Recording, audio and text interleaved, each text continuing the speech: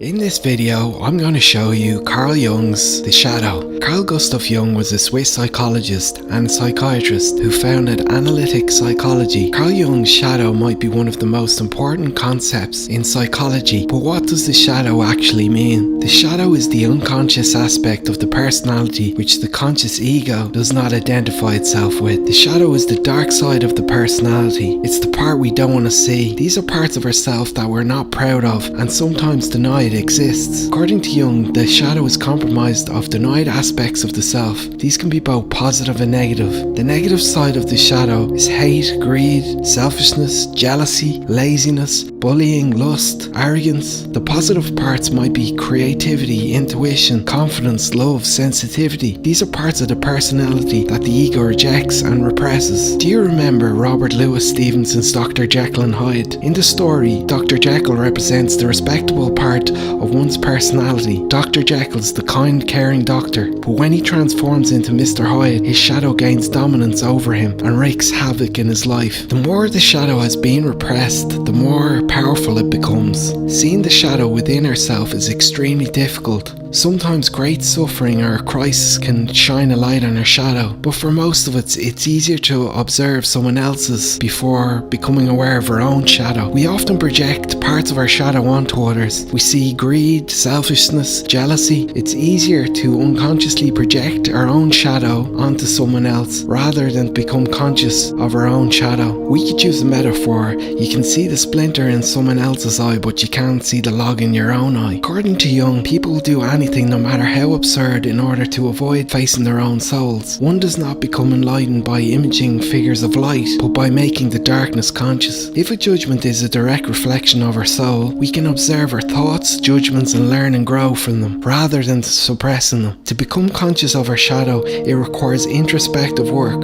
through meditation, therapy, self-analysis. It's not easy, so when we invite the shadow back into our conscious mind and accept it, this is called integration. As you integrate the shadow side and come to terms with the darker half, we are accepting the good and bad parts of the personality. Therefore, we are becoming more balanced and more at peace. Exploring your shadow can lead to improved relationships, clear perceptions, greater energy, less drama, authenticity, creativity. Make sure to click on the subscribe button and comment so that you can get more videos like this in the future. Thank you for watching.